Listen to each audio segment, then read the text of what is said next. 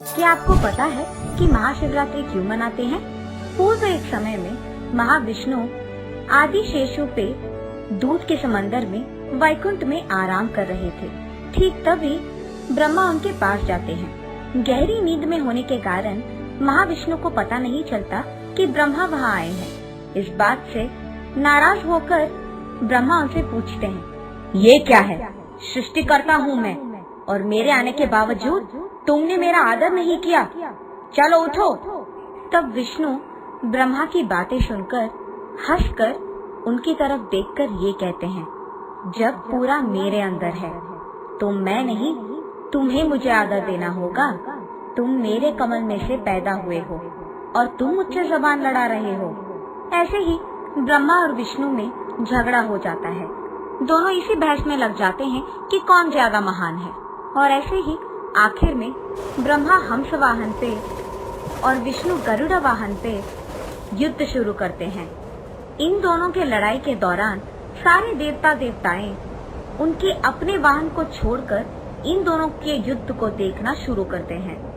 दोनों में कोई भी हार नहीं मानता है और एक दूसरे पे बहुत शक्तिशाली बाण छोड़ते ही रहते हैं। और इस युद्ध के बीच में एक समय ऐसे आता है जब विष्णु महेश्वरास्त्र और ब्रह्मा पशुपास्त्र छोड़ते हैं एक दूसरे पे। इन दोनों का ऐसे तगड़ा युद्ध देख देवताएं बहुत घबराते हैं, इतना कि वो भागते हुए कैलाश की ओर बढ़ते हैं।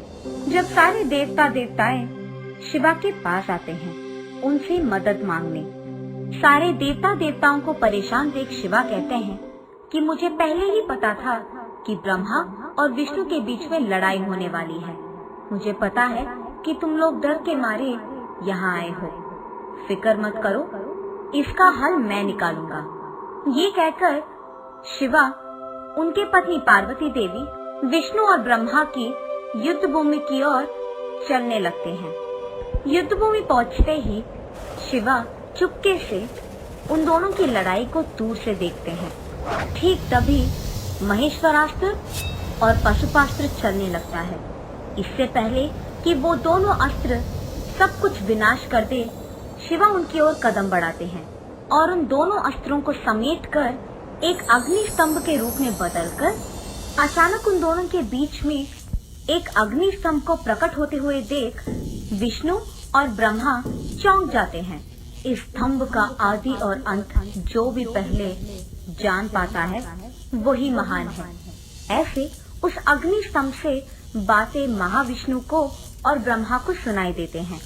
ये बातें सुनते ही ब्रह्मा आदि की ओर बढ़ने लगते हैं और उसके ठीक तुरंत बाद विष्णु भी अंत की ओर बढ़ने लगते हैं। बहुत देर होने के बाद भी और बहुत दूर जाने के बावजूद महाविष्णु को उस स्तंभ का अंत नहीं मिलने के कारण अंत की ओर बढ़ने लगते हैं। बहुत देर होने के बाद भी और बहुत दूर जाने के बावजूद महाविष्णु को उस स्तंभ का अंत नहीं मिलने के कारण वो मुड़कर वापस अग्नि स्तंभ की ओर बढ़ने लगते हैं। और दूसरी तरफ जब ब्रह्मा आदि की ओर बढ़ रहे थे तो उनको रास्ते में एक गाय और एक मुगली का फूल उनको दिखाई देता है। उन दोनों को देख उनसे दोस्ती करके ब्रह्मा उनसे ये बुलवाने की कोशिश करता है कि उन्होंने उस स्तंभ का आदि देखा है और वो दोनों ब्रह्मा के गवाह बनेंगे। और इस बात के लिए गाय और मुगली का फूल दोनों मानते हैं। इन दोनों से वचन लेने के बाद ब्रह्मा मुड़कर वापस अग्नि स्तंभ की ओर बढ़ने लगते हैं। अग्नि स्तंभ पे पहुंचकर वहां विष्णु को देख ब्रह्मा ये कहता है कि वो पहले ही आदि तक जाकर उसे देखकर वापस आ चुका है। और विष्णु मूर्ति कहते हैं कि उनको अंत ना मिलने के कारण उन्होंने अंत नहीं देखा। ब्रह्मा की इन बातों को मानने के लिए ब्रह्मा उनकी गवाह को विष्णु मूर्ति के सामने पेश करता है और वो गवाह है गाय और मुगली का फूल। वो दोनों ब्रह्मा को दिए हुए वचन के अनुसार यही कहते हैं कि ब्रह्मा आदि तक जा चुका है। जब शिवा के सामने सच बोलने की बारी आती है तब ब्रह्मा की गवाह मुगल का फूल यही कहता है कि ब्रह्मा ने आदि को देखा है, पर गाय मुंह से हाँ कहती है और अपनी पूंछ से ना कहती है। ये देख शिवा को बहुत गुस्सा आता है। क्रोधित होकर शिवा वापस उनके मानव के रूप में प्रकट होते हैं और ब्रह्मा को झूठ कहने के कारण ये श्राप देते हैं कि उनको कभी भी कोई भी मनुष्य नहीं पूजेगा। और विष्णुमूर्ति की सच्चाई को देख खुशी से ये वरदान देते हैं कि शिवा के समान विष्णुमूर्ति को पूजा जाएगा। और इतना ही नहीं, ब्रह्मा के गवाह बनकर मुगली का फूल ने भी तो गलती किया, तो उसको शिवा ये श्राप देते हैं कि कोई भी पूजा में उस फूल को कोई भी उपयोग नहीं करेगा। और गाय को भी शिवा सजा देते हैं। शिवा की बातें सुनकर गाय, मुगली का फूल और ब्रह्मा तीनों उनकी गलती का एहसास करते हैं और उनसे माफी मांगते हैं। तब ब्रह्मा को शिवा क्षमा करते हैं और ये कहते हैं कि अब से हर कोई याग यज्ञ में तुम्हारा स्थान गुरु का होगा। तुम्हारे बिना किए हर याग और यज्ञ का कोई भी उपयोग नहीं होगा। और ये भी कहते हैं कि गाय का मुंह भाग ने झूठ कहा है और उसकी पूंछ भाग ने झूठ नहीं कहा है। इसी कारण गाय का मुंह भाग को कोई भी पूजा नहीं करेगा और गाय के नीचे के भाग को ही पूजित करेंगे। इसी कारण हम गोमूत्र को पवित्र समझते हैं। ऐसे ही शिवा मुगली का फूल को भी क्षमा करके ये कहते हैं कि सिर्फ और सिर्फ मेरे पूजा में ही तुम्हारा इस्तेमाल होगा। उसके बाद ब्रह्मा और विष्णु शिवा की पूजा करते हैं और उसी दिन माघ बहुरत चतुर्दशी था और इसी कारण उस दिन को शिवा। एक और कहानी के प्रकार ऐसे भी कहा जाता है कि पर्वतों का राजा हिमवंत की बेटी पार्वती ने जब शिवा से शादी किया था, उसको भी शिवरात्रि कहा जाता है। एक और कहानी के प्रकार ये भी कहा जाता है कि एक दिन कैलाश पर्वत पे उनके घर में जब शिवा और पार्वती बात कर रहे थे, तो पार्वती देवी शिवा से ये पूछती है कि सारे पूजाओं में से सर्वश्रेष्ठ कौन सा है। तब शिवा शिवरात्रि और उसकी पूजा के बारे में पार्वती देवी को विवरण देते हैं। एक समय में पर्वतों के पास मौजूद एक गांव में एक आदमी रहता था।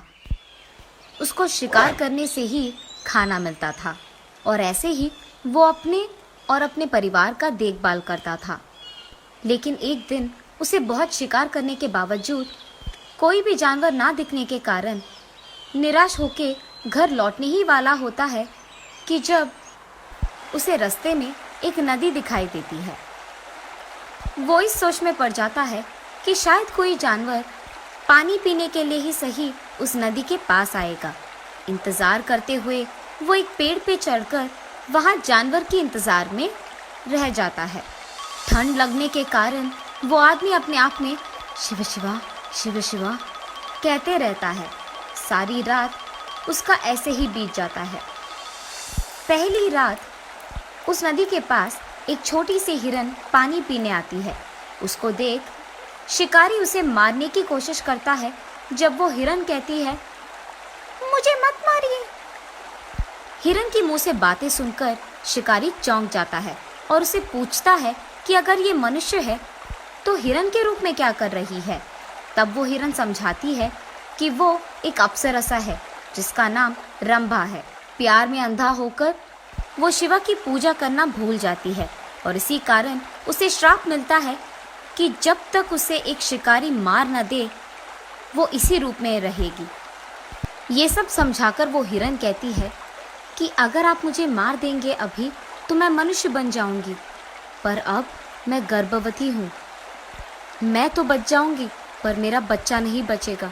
इसी कारण मैं अपने बच्चे को जन्म देकर उसे अपने बंधुओं को देकर आपके पास खुद आ जाऊंगी।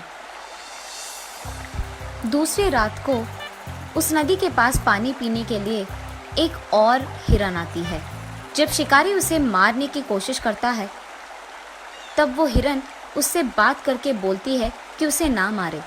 ओ मानव, तुम मुझे मत मारो, मेरे में कुछ बचा ही नहीं है ताकि तुम खाओ। मेरे मरने के बावजूद मैं तुम्हें और तुम्हारे परिवार को कोई काम नहीं आऊँगा। मुझे छोड़ दो। कल यहाँ एक अच्छा खासा हिरन पानी पीने आएगा जो मग जाति का है। चाहिए तो उसे मार के खाओ। अगर वो तुम्हें कम पड़ गया तो मैं वादा करता हूँ कि मैं तुम्हारे पास वापस आऊँगी। तीसरी रात होती है। अब शिकारी भूख के मारे उस हिरन का इंतज़ार करते रहता है। इतने में वहाँ एक हट्टा खट्टा हिरन पानी पीने नदी के पास आता है। उसे देख शिकारी मारने लगता है कि वो भी कहता है कि मुझे मत मारो। तब वो शिकारी उसे कहता है कि पहले 2 रातों में आए हुए हिरन ने उससे कहा है कि वो एक और हिरन को भेजेंगे मेरा शिकार बनने के लिए। ये सुनकर वो हिरन कहता है कि ठीक है, मैं कल तुम्हारे घर खुद आऊँगा। उसकी बात मानकर शिकारी वापस उसके घर चले जाता है। अगले दिन सुबह उनके वचनों के अनुसार ही वो 3 हिरन उसके घर के सामने प्रकट होती है और ये बहस करते हैं कि मुझे पहले मारो। वचन का आदर करके आए हुए उन तीनों हिरणों को देख शिकारी चौंक जाता है और उसे अपनी वृत्ति पे घिन आती है और तब वो फैसला करता है कि खाने के लिए उसे शिकार करने की कोई जरूरत नहीं है। और यही बात वो उन तीनों हिरणों से कहता है और उन्हें नमस्कार करता है। ठीक तभी आकाश से फूल बरसते हैं और शब्द घोषित होते हैं। देवताएं सारे खुश होकर शिकारी से ये कहते हैं, ओ मानव, तुमने सारी रात जागरण किया है और कुछ खाया भी नहीं है। और ठीक ऐसी चतुर्दशी पे जो माघ बहुला चतुर्दशी है और यही शिवरात्रि भी है। जिस पेड़ पे तुमने चढ़ा है वो बिल्वा का वृक्ष है और सारी रात तुम्हें पता नहीं चला, पर तुम्हारे पेड़ के नीचे शिव का लिंग था। उस पे सारी रात तुमने समय काटने के लिए बिल्व के पत्तों को नीचे गिराया और ऐसे ही शिवरात्रि का तुमने पूजा भी कर दिया और इसी कारण तुम्हें ऐश्वर्य और संपत्ति खूब मिलेगी। ये कहानी सुनाने के बाद शिवा पार्वती से ये कहते हैं, देवी, जो मृगशिरा हमें आकाश में दिखता है वो यही है। आगे के 2 हिरन और पीछे एक मृग। तब से यही माना जाता है कि महाशिवरात्रि के दिन उपवास करते हुए, सारी रात जागरण करते हुए, शिवा की कहानियां सुनते हुए, उनकी गाने गाते हुए इस त्योहार को मनाया जाता है।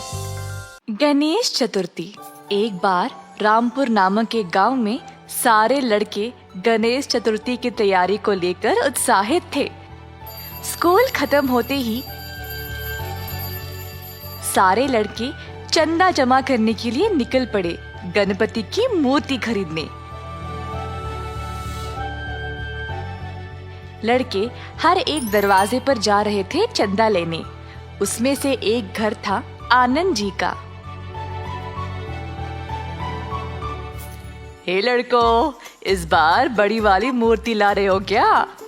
आप जितना दान करोगे उतनी बड़ी मूर्ति लाएंगे। बड़े होशियार हो तुम लोग। आनंद की पत्नी आई पैसे दान करने के लिए। तुम सब लोग चंदा तो ले रहे हो सबसे, पर क्या तुम जानते हो कि गणेश चतुर्थी मनाया क्यों जाता है? इस दिन पर हम गणेश जी का जन्मदिन मनाते हैं। ये तो सही बात है, पर गणेश जी का जन्मदिन कोई साधारण उत्सव नहीं है। पार्वती देवी ने गणपति को बनाया है। शिव भगवान की अनुपस्थिति में पार्वती ने चंदन के मिश्रण से गणपति को बनाया और उसको पहरेदार की तरह रखा जब वह स्नान करने गई। जब वह स्नान में थी तो उसी दौरान भगवान शिव की लड़ाई गणेश जी के साथ हो गई, क्योंकि उन्होंने शिव जी को अंदर आने नहीं दिया अपने माँ के आदेश के अनुसार। गुस्से में आकर शिव भगवान ने गणेश का सर काट दिया। जब पार्वती ने देखा तो उसने काली माँ का रूप लिया और पूरी दुनिया को नष्ट करना चाहा। सब लोग परेशान हो गए और शिव भगवान के पास गए ये विनती करने के लिए कि वह काली माँ के गुस्से को ठंडा कर दे। फिर शिव जी ने अपने लोगों को ये आदेश दिया कि उस बच्चे का सिर लेके आए जिसकी माँ ने उसको छोड़ दिया है। लोगों को सबसे पहले एक हाथी का बच्चा ही मिला, तो उन्होंने हाथी के बच्चे का सिर काटा और शिव जी के पास ले आए। शिव भगवान ने तुरंत सर को गणेश जी के शरीर पर रख दिया और उसको वापस जीवित कर दिया। काली माँ का गुस्सा खत्म हो गया और पार्वती देवी वापस अपने असली रूप में आ गई। सब देवताओं ने गणेश जी को आशीर्वाद दिया और यही दिन को आज हम गणेश चतुर्थी के रूप में त्योहार मनाते हैं। ये कहानी सुनकर सारे लड़के हैरान होकर एक दूसरे को देखने लगे। गणेश चतुर्थी तो परसों है ना? हाँ, हम इसी कहानी पर एक नाटक पेश करेंगे। बाकी के बच्चे भी खुशी से कूदने लगे। आ गया गणेश जी का त्योहार का दिन। ये त्योहार 10 दिनों तक मनाया जाता है और पहले दिन गणेश का एक मिट्टी का पुतला हर घर में रखा जाता है। सारे घर को फूलों से सजाया जाता है। मंदिरों में बहुत सारे भक्त पूजा पाठ के लिए आते हैं। सारा परिवार एक साथ इस त्योहार को मनाता है। समुदाय के लोग बड़ा मंच बनाते हैं गणेश भगवान की बड़ी मूर्ति रखने के लिए, ताकि सब लोग इस जश्न में भाग ले पाए। इसी प्रकार रामपुर गांव में भी गणेश चतुर्थी के दिन हर कोई, बूढ़ा बच्चा, सब एक साथ आए इस त्योहार को मनाने के लिए। उन्होंने एक बड़ा सा मंच बनाया और उसको सजाया और गणेश भगवान की एक बड़ी सी मूर्ति को उस मंच पर रख दिया।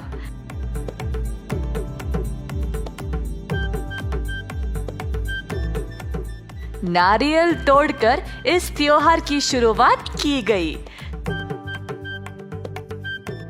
सब लोगों ने चर्चा किया। गणपति बप्पा मोरया, गणपति बप्पा मोरया, गणपति बप्पा मोरया। गणेश पूजा की शुरुआत होती है गणेश जी की मिट्टी की मूर्ति घरों में रखकर। फिर कई प्रकार के भोजन पकाए जाते हैं भगवान को भोग चढ़ाने के लिए। पुतले को ताजे पानी से नहलाया जाता है। दिए जलाकर आरती उतारी जाती है। कई भजन गाए जाते हैं और गणेश जी का जाप भी किया जाता है। ये माना जाता है कि इन भजनों से मूर्ति जीवित हो जाती है। लोग ये भी मानते हैं कि इस त्योहार के दिन गणेश भगवान स्वयं हर एक भक्त के घर में जाते हैं और उनके परिवार के लिए खुशियां और तरक्की ले जाते हैं। गणेश चतुर्थी भगवान गणेश का जन्मदिन है। ज्ञान, समृद्धि और सौभाग्य के भगवान, बोलो महाराजा की जय। अगले 10 दिन नाच गाने और पूजा पाठ में बीत गए। आखिरी दिन पर भगवान गणेश को बाहर लिया गया।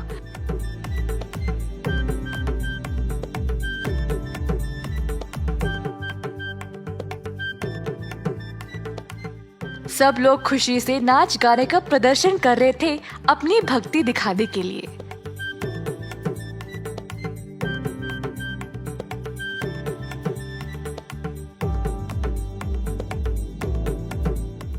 अंत में गणेश जी की मूर्ति को पानी में विसर्जन किया गया और सब लोग प्रार्थना करने लगे।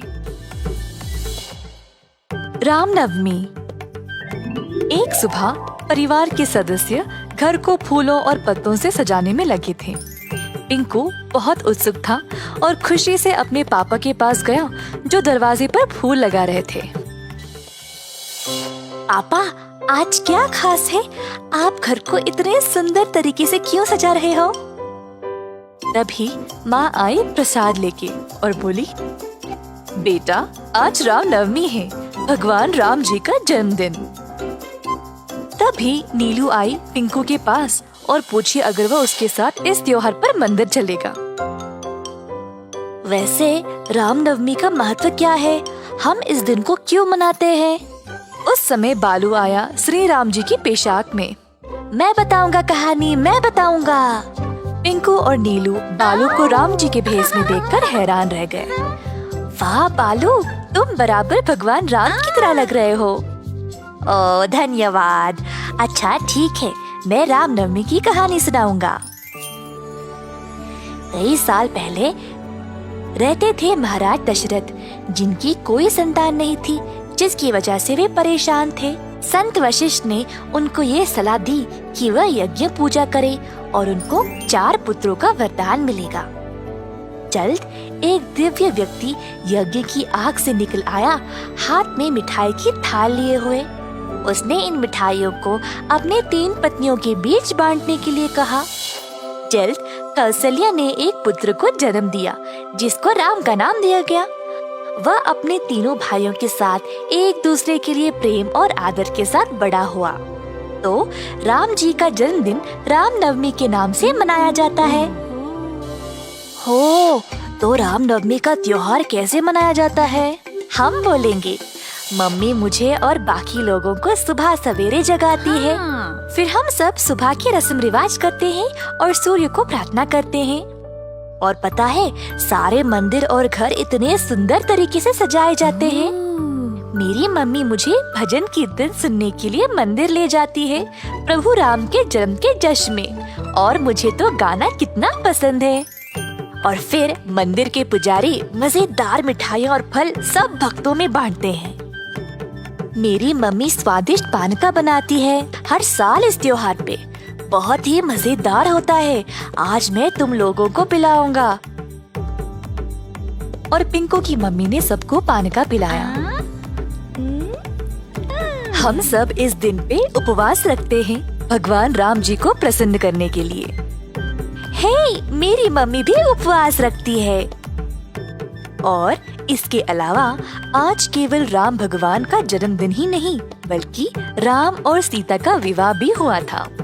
आज के दिन सीताराम कल्याण उत्सव भी मनाया जाता है। मैं तुम सबको सीताराम विवाह की कहानी सुनाती हूँ। एक बार था एक राजा, जनका महाराज, जो सीता के पिताश्री थे। जब सीता विवाह की लायक हुई, तब उसके पिताश्री ने उसके लिए एक स्वयंवर का प्रबंध किया। जो भी शिव धनुष एक भारी धनुष को तोड़ पाएगा, वही सीता के लिए योग्य होगा। बहुत सारे राजकुमार कई राज्यों से आए स्वयंवर के लिए। सीता के हाथ के लिए अन्य धर्मों और संस्कृतियों से आए राजकुमार, परंतु कोई भी शिव धनुष को उठा नहीं पाया। बहुत बलवान पुरुष भी थे, पर बहुत कोशिश करने के बाद भी कोई सफल नहीं हो पाया। उस समय राम और लक्ष्मण उधर आए अपने गुरु वशिष्ठ के साथ शिव धनुष को देखने के लिए। वशिष्ठ ने राम और लक्ष्मण को जनका महाराज से मिलाया और शिव धनुष को देखने की अनुमति मांगी।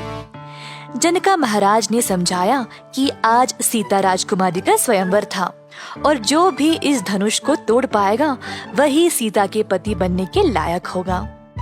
महाराज ने उनको शिवधनुष देखने की अनुमति दे दी। राम ने शिवधनुष को देखा और देखते ही उससे जुड़ा हुआ महसूस करने लगा। बस राम नीचे झुका और आराम से शिवधनुष को उठा लिया। सब लोग ये नजारा देखकर आश्चर्यचकित रह गए। राम ने तब शिवधनुष को तोड़ दिया और सब लोग जयकार करने लगे। इसके बाद राम का विवाह सीता के साथ हो गया, राम जी के जन्मदिन पर ही। और बहुत सारे लोग जमा हुए इस अनोखे अवसर को देखने के लिए। राम और सीता का विवाह एक त्योहार की तरह मनाया गया। वाह, हमें राम और सीता की पूरी कहानी सुनने का कभी मौका ही नहीं मिला। इस कहानी को सुनने में बड़ा मजा आया। मैं मंदिर में जश्न मनाने के लिए अब और इंतजार नहीं कर सकता। तो चलो और सजावट करने में मदद करें, बहुत मजा आएगा। फिर हम स्वादिष्ट मिठाइयाँ भी खा सकते हैं। मुझे सब में हिस्सा लेना है। एक मिनट दोस्तों, मैं अभी आया। टिंकू भी राम जी के रूप में तैयार हुआ और फिर तीनों दोस्त साथ गए मंदिर रामनवमी मनाने के लिए। एक दूसरे के साथ सबने बहुत मजे किए और मंदिर में अपने परिवार के साथ अच्छा समय बिताया। सबको रामनवमी की शुभकामनाएं।